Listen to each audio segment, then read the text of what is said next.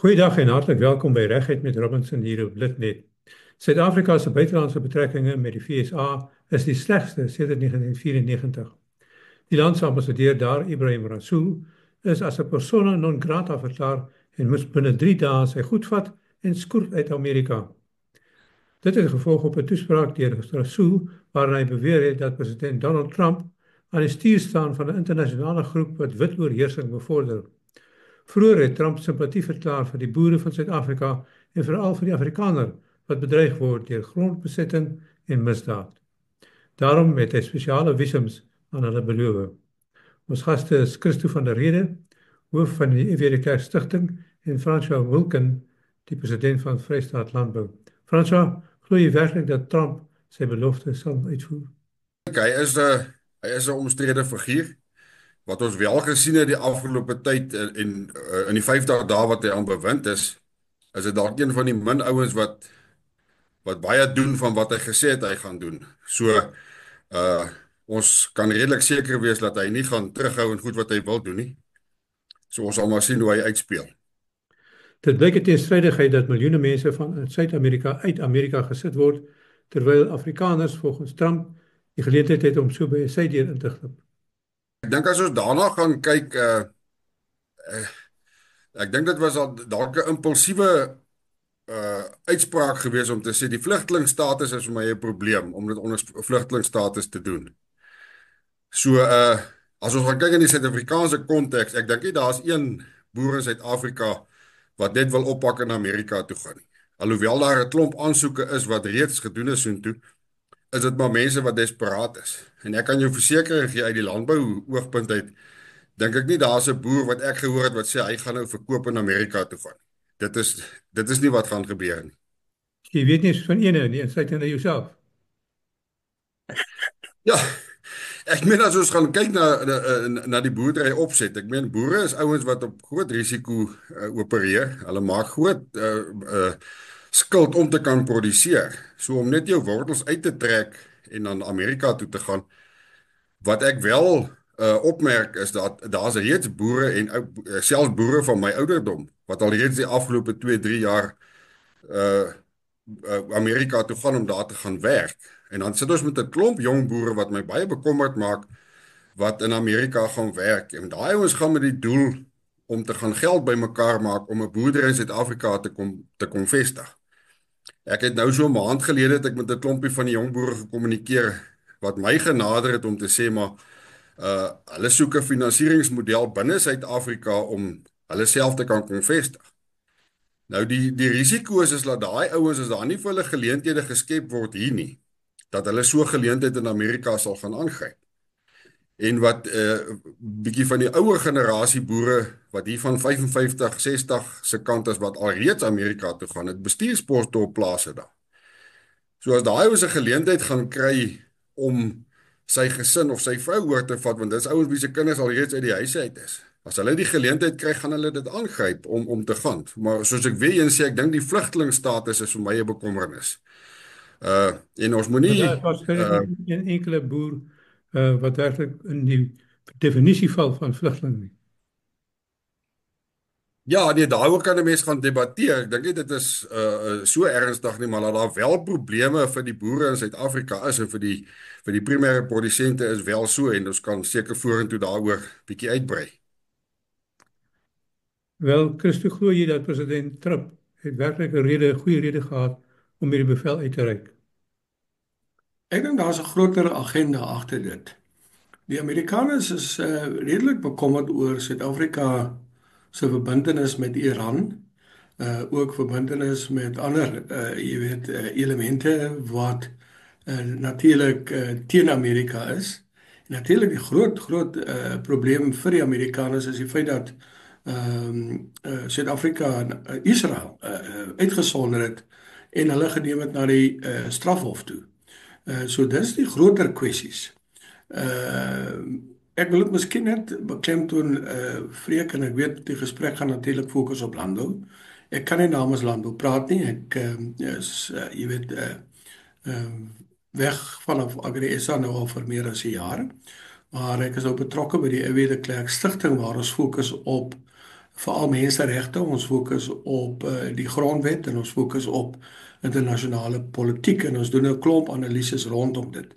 So ek wil net dit miskien as deel van die gesprek beklemtoon. Ja, maar miskien Maar ek jy, dink daar is maar baie net, beslis sterk. Hmm. jy is baie bedees eintlik, want het is so dat jy 'n lang pad loop in landbou ook.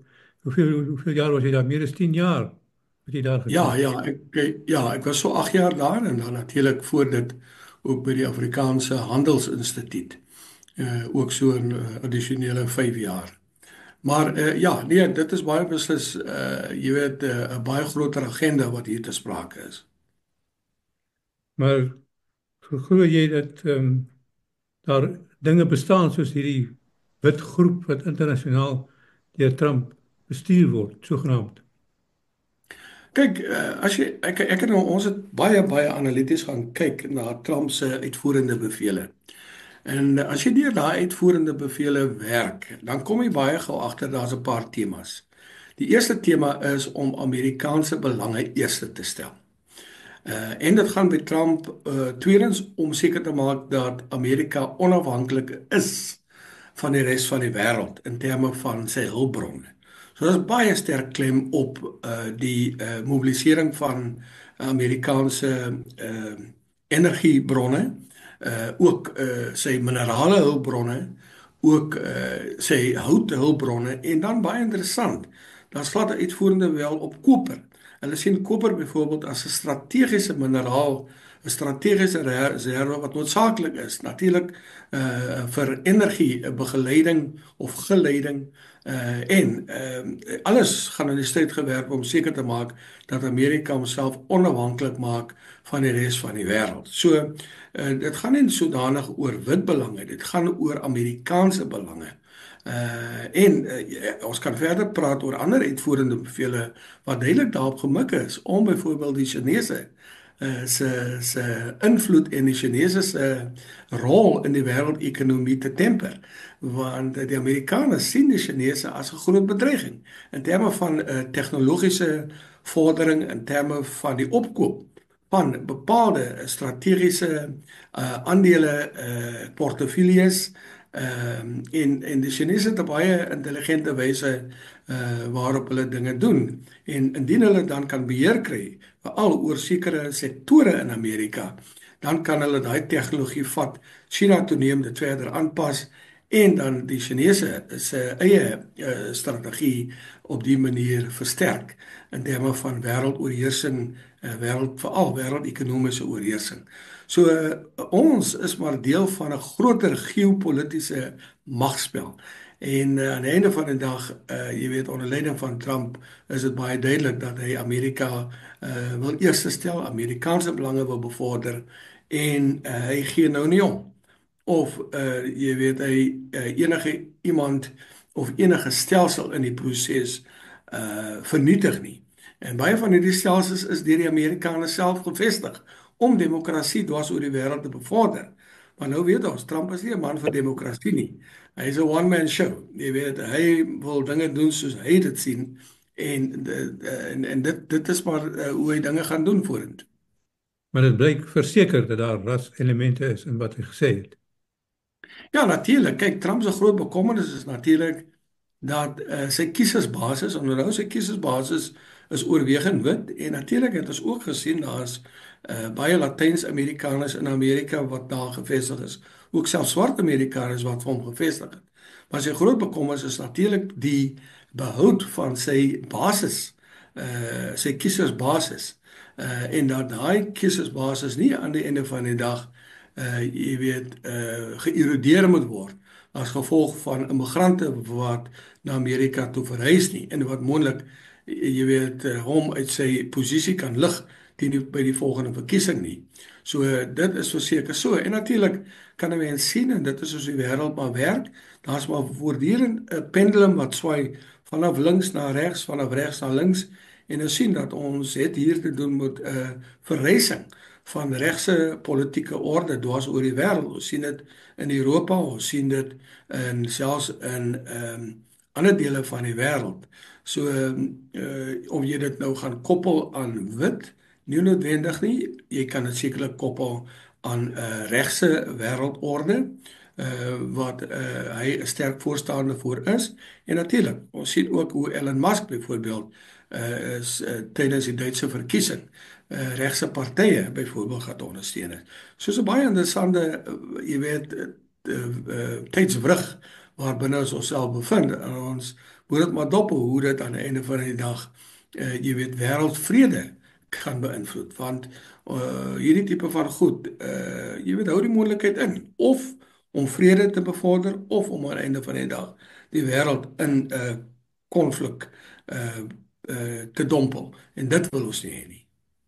Kom ons begin dan praat oor die boerdery. François, was jy al in Amerika? Weet jy iets van die toestande daar? Ek was self nie in Amerika nie, my seun het vir 3 jaar daar gewerk. So ek weet min of meer wat die omstandighede is. Ek praat redelik op die huidige stadium met veral van die jonger ouens, soos wat ek net nou gesê het wat 'n toekoms in Suid-Afrika wil vestig. Wat ek net wil aansluit by wat Christo gesê het en vir die landbousektor in Suid-Afrika op die oomblik vir die boere spesifiek die produsente. Hulle is onder geweldige druk met baie risiko's en ons moenie toelaat dat die hele situasie rondom Donald Trump en sy uitsprake en goed wat hy onderteken het, die sluier gooi oor die ANC se ideologiese dryf nie. As ons gaan kyk wat in Suid-Afrika gebeur, ek het vanoggend toevallig toe ek op die radio geluister het, toe praat hulle van die transformasiefonds wat hulle op die been wil bring. Daar's 'n duidelike desperaatheid binne die ANC want die geld raak op. As ons kyk na ons staatsentiteite wat heeltemal vernietig is, in totaliteit geld, nou begin hulle 'n transformasiefonds, hulle soek iewers ter geld. En as ons dan nou gaan kyk, dit was net 'n kwessie van tyd dat voor die ANC sy fokus op die landbou gaan plaas. Want as ons gaan kyk na ekonomiese syfers wat die afgelope paar maande en jare maar uitkom, elke keer word dit uitgelig dat die landbou is die sektor wat Suid-Afrika uit 'n resessie uithou. So daar's 'n persepsie dat daar is baie geld in die landbou. En dan wil ek ook iets net regstel en dit is dat die primêre produsent is 'n prysnemer. En die primêre produsent se bydrae tot die totale BBP van Suid-Afrika is maar 2.8%. Maar die landbouwaardeketting is 17%. So die bydrae wat die primêre boer, die produsent, die ou wat die grond besit, die ou wat die voedsel produseer, sy bydrae is maar 16% tot die totale waardeketting. So ons moet dit net gaan uitlig. Maar ongelukkig is dit ook waar dat as jy daai 16% bydra gaan marginaliseer en daai ouens onder meer druk gaan plaas, dan gaan die hele ekonomie en die hele land gaan die gevolge daarvan moet dra. En dit is wat ek wil beklemtoon. Dit is nie so eenvoudig om te sê, ja, maar daar is nie, dit is so, daar is nie nou grondonteiening en op groot skaal in Suid-Afrika nie. Maar die vraag wat 'n mens moet vra is, wat wys die geskiedenis vir jou? Kan 'n mens regtig vertrou van wat gaan gebeur? En dis die gevare, dis die onsekerheid wat ek by die boere op die oomblik optel. Dit gaan maar oor die onsekerheid. Want die interessante is dat as jy na die finansieringskant en na die besigheidskant na die plaashek gaan kyk, is daar bitter min uitsprake rondom die druk wat daar op die oomblik op die grondeienaars in Suid-Afrika is. En dit gaan oor wit en swart. Ek was nie lank terug nie by 'n rooivleisdag waar ek met 'n paar swart beesboere van die Noordwes gesels het. En daai ouens se vrese is dieselfde as ons in. Hulle het nie titelaktes nie. Hulle het nie sekerheid nie. Hulle boer op grond wat hulle van die staat gehuur het en hulle kan enige tyd afgesit word. So my vraag bly, die onteieningswet wat op die oomblik baie op die voorgrond is. Daar word gesê dat die onteieningswet is nie daar vir grondhervorming, maar die president, die visiepresident en die minister van grondhervorming weerspreek dit baie direk. Die minister van transformasie en grondhervorming het so ver gegaan as om te sê dat die wette van die land mag nie in hulle pad staan met hulle doelwit. So dit is die realiteite en dit is die goed wat die boer op die nuus lees, dis wat hy hoor en dit is wat nie dit gee nie vir hom sekerheid nie. En dan word ons baie beskuldig daarvan van patriotisme. Ons moet net onthou dat patriotisme is ondergeskik aan oorlewing. Uh die afgelope naweek het Julius Malema weer gesing op die Vryheidsdag wat hy gesê het, kill the boer, kill the farmer. Dis goed wat direk op die boere se emosie inwerk. So dit is nie so eenvoudig om net te sê nie, maar daar's niks in Suid-Afrika wat nie druk plaas op die boere en die produsente nie. Wat het jou seun vir jou vertel? Hoe verskil die omstandighede daar as dit wat hy beleef hier in Suid-Afrika omtrent die boerdery?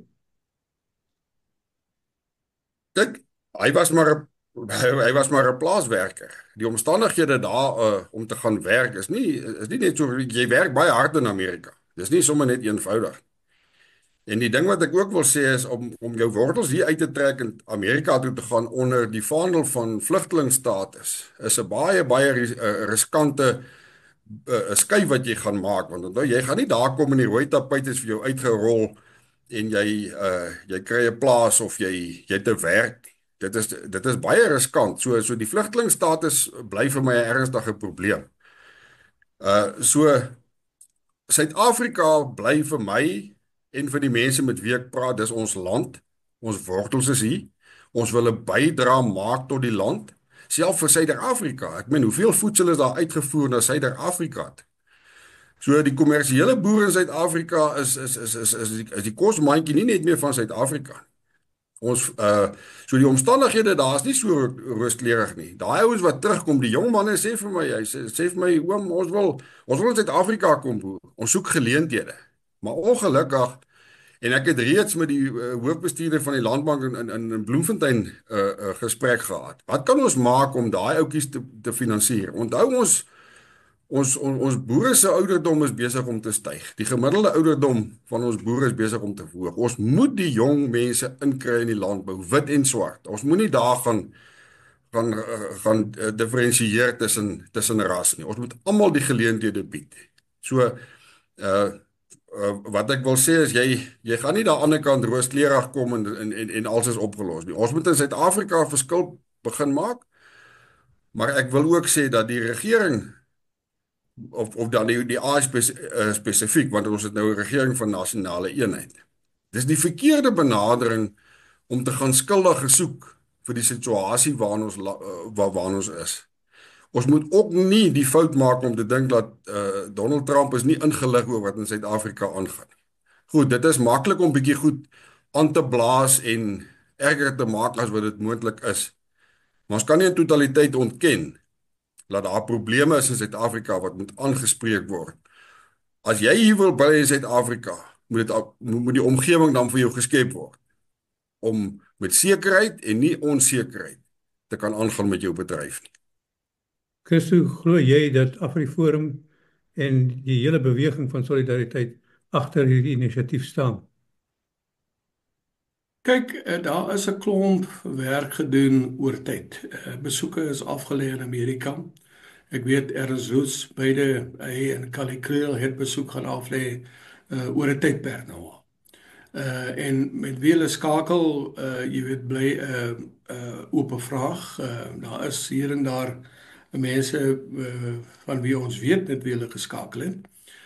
Maar die groot vraag is, jy weet, met wie het hulle gepraat tydens hulle laaste besoek. En daaroor bly hulle doodstil. En ek dink dit is net in belang van deursigtigheid en belang van Suid-Afrika dat hulle moet op kaarte speel. Maar Frans was reg, jy kan nie net vir AfriForum in solidariteit blameer vir Trump se persepsies oor Suid-Afrika nie. Let wel, Trump het reeds uitsprake oor Suid-Afrika gemaak gedurende sy eerste termyn. En dit is nou al meer as 5 jaar gelede, waarin hy ook verwys het na byvoorbeeld plaasmoorde. Maar van groter jy weet, bekommernis is die feit dat hulle besoek het 'n groot mate van polarisasie binne Suid-Afrikaanse geleedere teweeggebring. En dit is my bekommernis. Die laaste ding wat ons nou kan bekostig is is vir Suid-Afrikaners om oor die rasgrense heen met mekaar te begin beklei. Want dit is presies wat jy weet, elemente binne MK-elemente binne die EFF, elemente binne die ANC graag wil sien. Dat Suid-Afrikaners sit hier gewone burgery met mekaar besig raak. Daar's groter kwessies. Daar's geweldige werkloosheid in ons land. Daar is hoë vlakke van misdaad in ons land.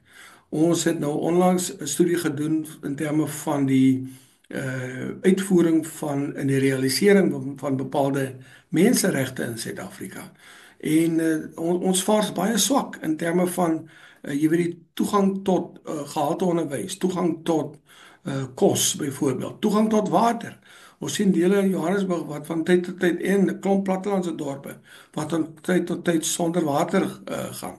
En dit is veral jou swart inwoners wat verskriklik daaronder ly. Ek wil nie eens praat van die toestande van ons paaie, toestand van jy weet dienslewering in baie van ons munisipaliteite nie. Ek het onlangs 'n klomp plattelandse dorpe besoek, Johannesburg besoek en ek is stom geslaan oor die verval in daardie dorpe. So wat ons moet verhoed is dat hierdie tipe van onderlinge strydery tussen gewone Suid-Afrikaners wit en swart en die polarisasie wat besig is om pos te vat, dat dit as 'n weerlig afleier gebruik word om ons aandag af te lei van die ware kwessies wat ons in die gesig staar. En jy weet my groot bekommernis is dat ek dink Solidariteit en Afriforum moet dalk net 'n treukie terugneem en dit wat hulle doen en die manier hoe hulle dit doen in oënskou neem.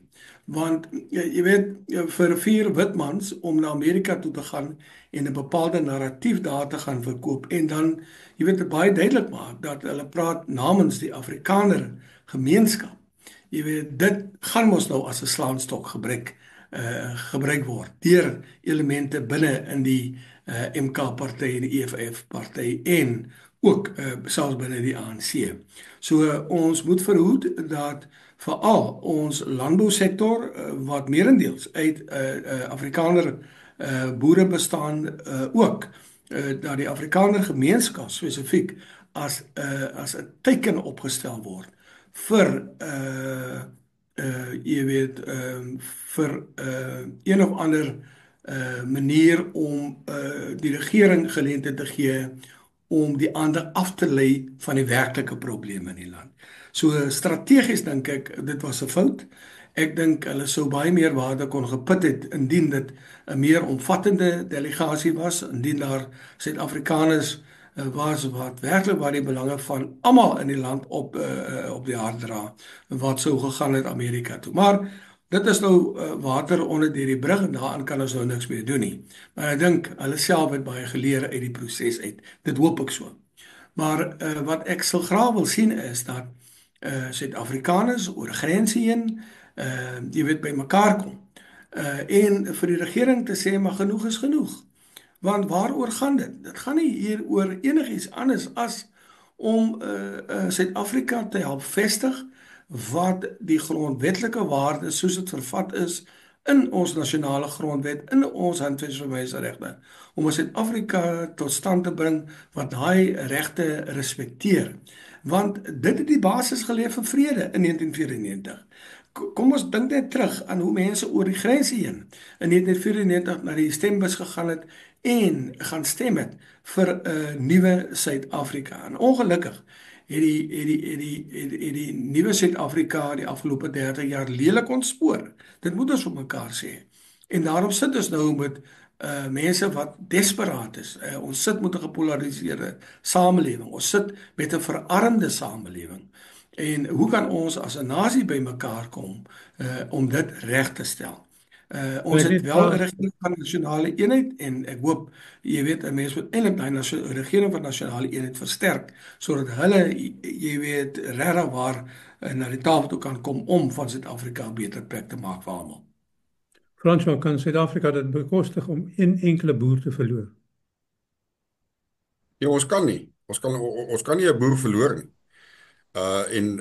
Om anders te sê wat Kirsten nou gesê het is die rassepolarisasie in Suid-Afrika. My vraag is wie dryf die rassepolarisasie? Dit is 'n ideologiese groepering, elite wat dit dryf tot hulle eie voordeel. Ek beweeg elke dag tussen baie mense in die samelewing. Ek bly op die Lesotho grens.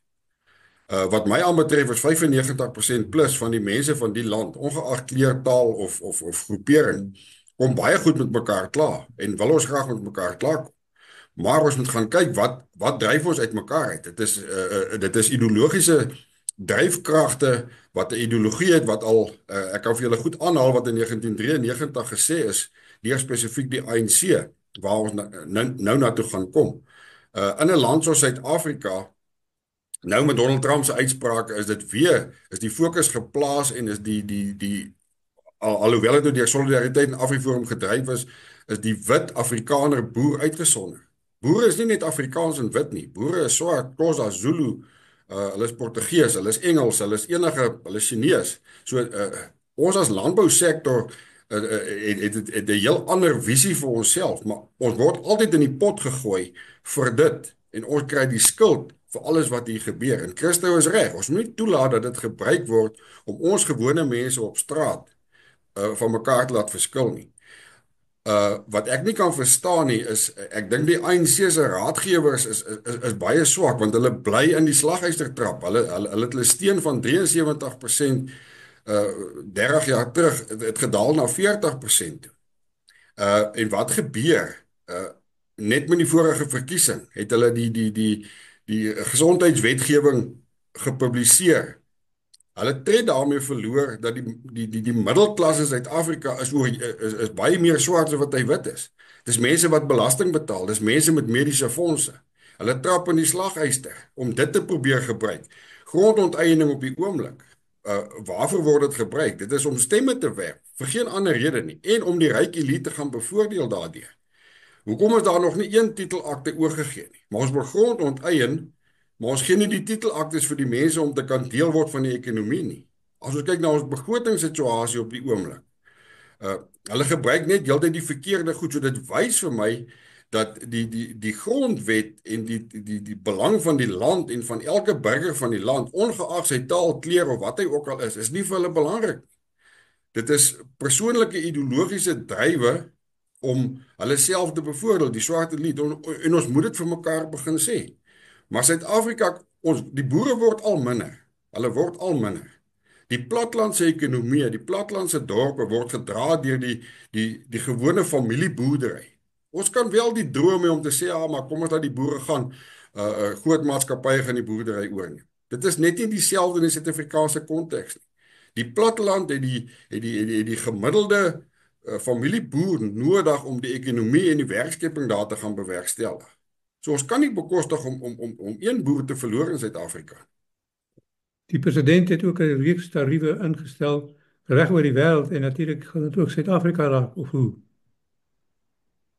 Ja, dit is ook, soos Christo net nog gesê, dit is ook 'n globale magspel wat besig is om plaas te vind. En ongelukkig, wanneer jy daai tipe van drastiese stappe neem, gaan daar pyn in die proses wees. Almal gaan ly aanvanklik daaronder. Wat sy einddoel is daarmee? Hy's 'n besigheidsman, hy's nie 'n politikus nie. Hy's 'n besigheidsman, hy het hom omring met sterk besigheidsmense.